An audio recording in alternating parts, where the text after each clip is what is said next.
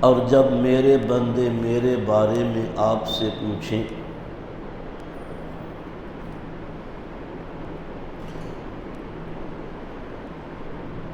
تو ان کو بتلا دیجئے کہ میں ان سے بہت قریب ہوں، میں ان کے پاس ہوں۔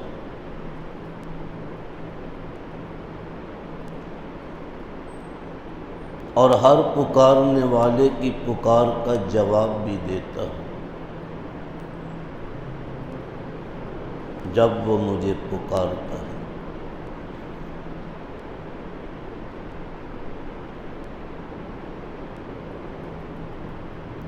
لہذا انہیں چاہیے کہ میرا ہی کہا مانے، میرے احکام کی پابجائی کرے، مجھ ہی پر ایمان رکھیں،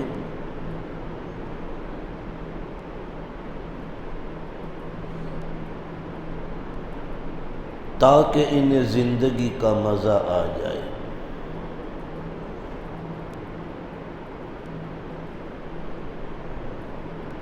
بزرگان محترم، برادران عزیزم،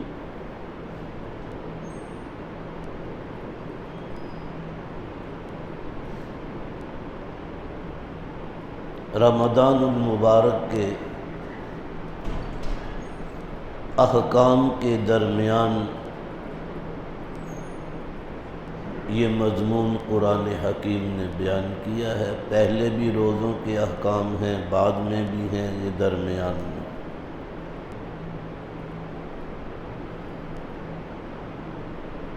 اس کے بعد پھر روزوں کا احل لکم لیلۃ الصیام الرفث الی نسائکم یہ مضمون شروع ہوتا ہے۔ پہلے بھی گزر چکا شہر رمضان الذی انزل فیہ القرآن۔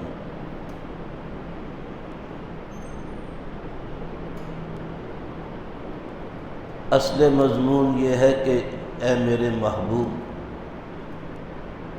صلی اللہ علیہ وسلم، جب میرے بندے میرے عبادی،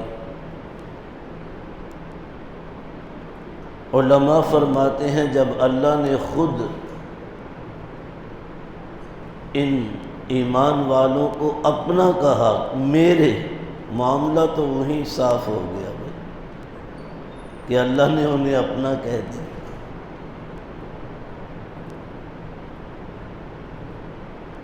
یہ تعبیر قرآن حکیم میں اور کئی جگہوں پر بھی آتی ہے۔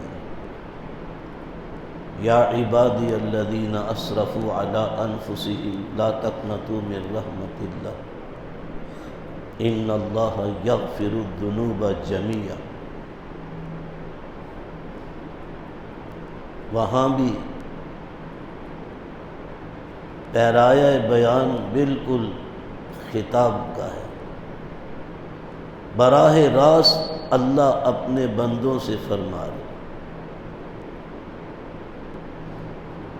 ہم کہتے ہیں ڈائریکٹ سپیچ۔ حضور صلی اللہ علیہ وسلم کو بھی درمیان میں مخاطب نہیں کیا۔ اے میرے وہ بندو جو کچھ خطائیں کر کرا کے اپنی جانوں پہ ظلم کر بیٹھے، خبردار اللہ کی رحمت سے مایوس نہ ہونا۔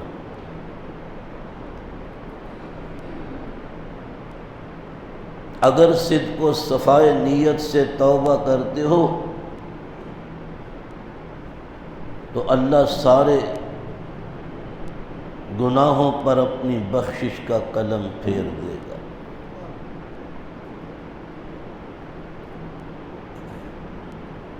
ان اللہ یغفر الذنوب جمیعا، سارے کے سارے۔ وہ تو ایسا کریم آقا ہے۔ تو شارحین نے قرآن فرمایا کہ یہاں جب اللہ ان کو اپنا بندہ کہہ رہا، تو اپنا تو ہر ایک سے نہیں، جو اللہ کے اپنے ہیں اللہ انہیں ہی اپنا کہتا ہے۔ مشرک کو، کافر کو، بددینت کو، بدمعاش کو، بد خلق کو اللہ اپنا نہیں کہتا۔ مخلوق ہے اس کی، پر اس کا بندہ نہیں ابھی بنا۔ بندہ بننا یہ جان جوکھوں کا کام ہے۔ بندہ وہی ہے جو اس کی بندگی کرتا ہے، وہ بندہ ہے۔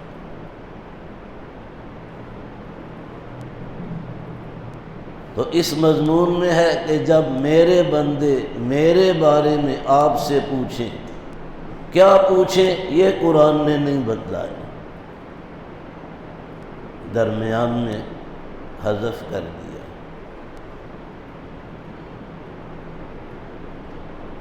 تو ان سے فرما دے کہ میں ان کے پاس ہوں، انی قریب قریب ہوں۔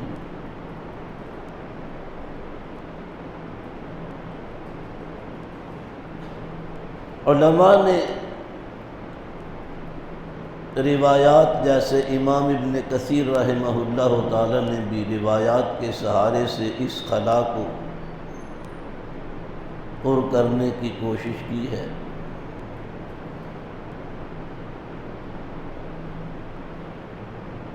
کہ کسی نے عرض کیا کہ یا رسول اللہ، حل ربنا قریب فنناجیہ ام بعید فننادیہ،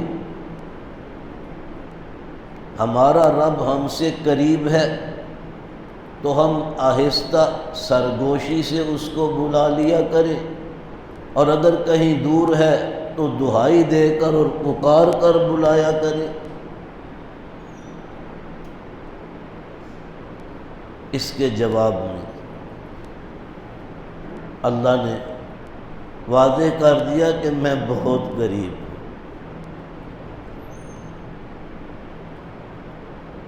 غزوہ خیبر کے موقع پر حضرات صحابہ کرام رضی اللہ عنہم اجمعین اس سفر میں بآواز بلند اللہ کی تکبیر پڑھتے جاتے ہیں، اللہ کی تعریف کر، اور نبی علیہ السلام نے حکم دیا آہستہ، تم کسی بہرے کو نہیں سنا رہے، اللہ کو سنا رہے ہو، اور وہ تو تمہارے دل کی چھپی باتوں کو بھی جانتا ہے۔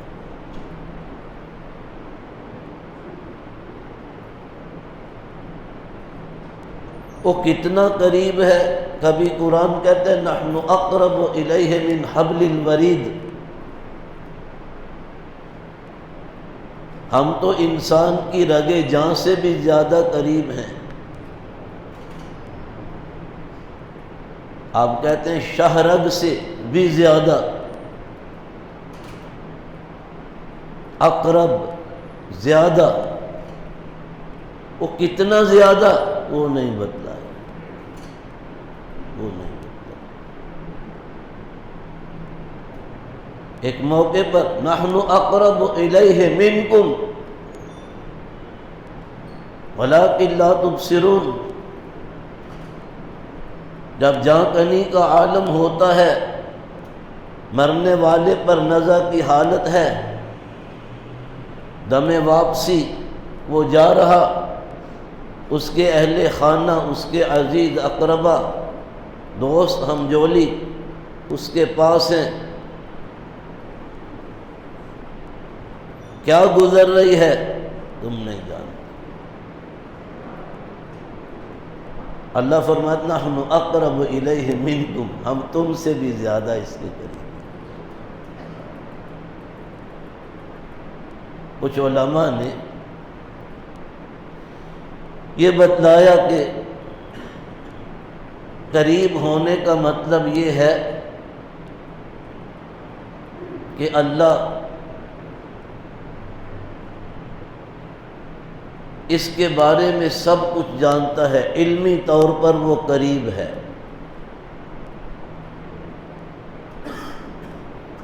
گفتگو کر رہے،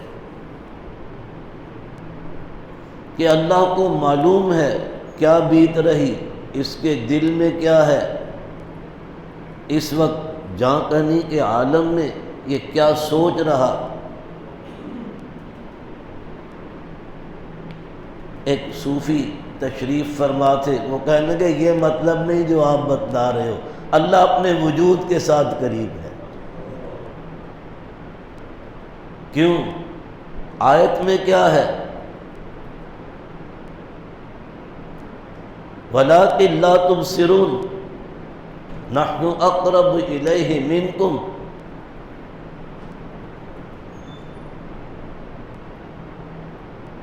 ہم تم سے زیادہ اس کے قریب ہیں۔ اگر یہ ہوتا جو تم کہہ رہے ہو تو یہ قرآن کی آیت میں یوں ہوتا وَلَٰكِن لَا تَعْلَمُونَ، تم نہیں جانتے۔ اللہ فرما رہا ہے تمہیں دکھائی نہیں دیتا۔ انسان اللہ کو دور کیوں سمجھتا ہے؟ اس لیے کہ وہ دکھائی نہیں دیتا۔ لیکن یہ کوئی دلیل نہیں کہ جو دکھائی نہ دے وہ دور ہوتا ہے۔ بہت سی چیزیں دکھائی نہیں دیتی۔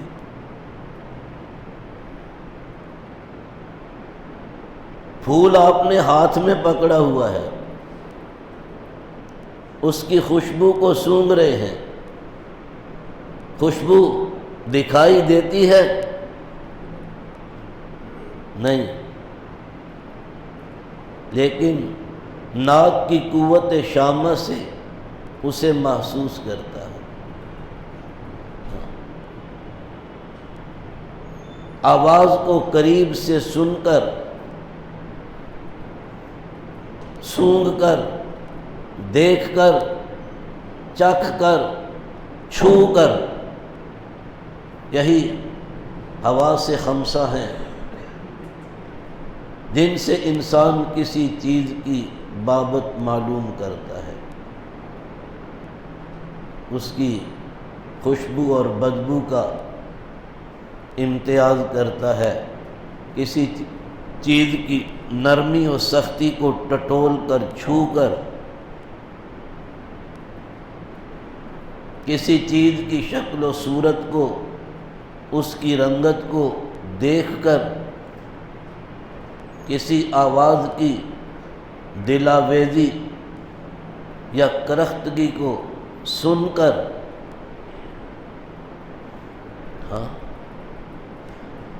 آوازیں مختلف ہوتی ہیں، کوئی آواز تو مسحور کن ہوتی ہے، آدمی پر وجد طاری ہو جاتا ہے، اور کچھ اتنی کرخت ہوتی ہیں کہ انسان ڈر جاتا ہے۔ تو یہ امتیاز جن حواس سے ہم کرتے ہیں وہ یہی حواس خمسہ۔ کئی چیزیں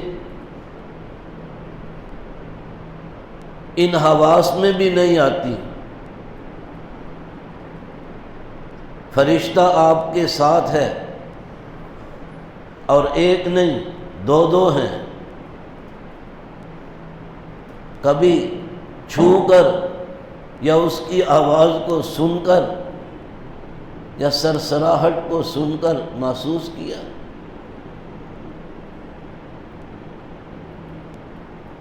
نہ کسی کے نہ اپنے فرشتے دکھائی نہیں دیتے، چونکہ دکھائی نہیں دیتا کیا کہا جا سکتا ہے کہ پاس ہے ہی نہیں؟ آپ کے پاس ساتھ ہے۔ کہ جنات اور شیاطین دکھائی نہیں دیتے۔ انہ یراکم وقبیلہ من حیث لا ترونہم، یہ ابلیس اور اس قبیل کے دوسرے جنات و شیاطین تمہیں دیکھتے ہیں پر تم انہیں نہیں دیکھ سکتے، وہ دیکھ رہے۔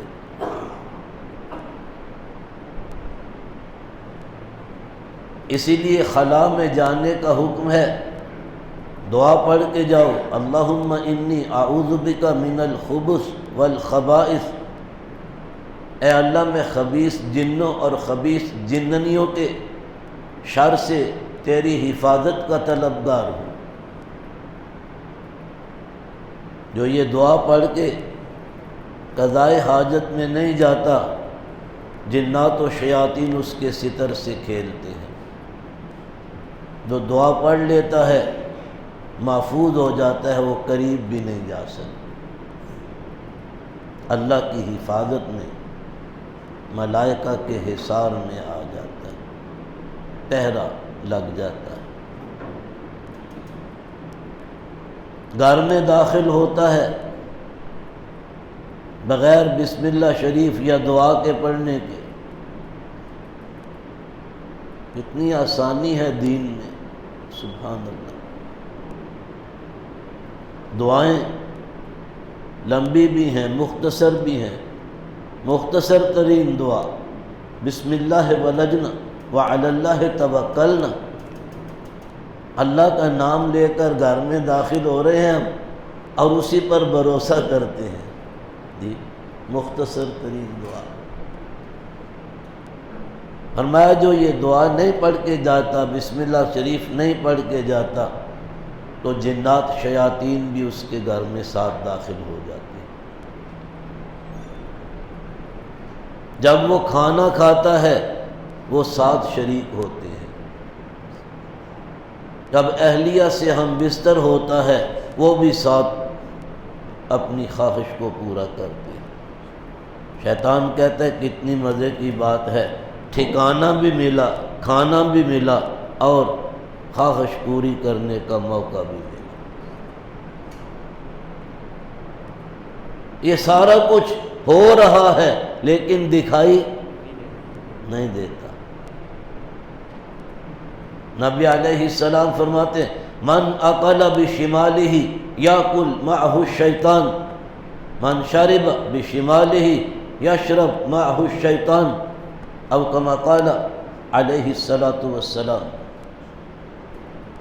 جو بائیں ہاتھ سے کھاتا ہے شیطان اس کے ساتھ کھاتا ہے، جو بائیں ہاتھ سے پیتا ہے شیطان اس کے ساتھ پیتا ہے۔ دکھائی دیتا ہے؟ نہیں، نظر نہیں آتا۔ تو نظر نہ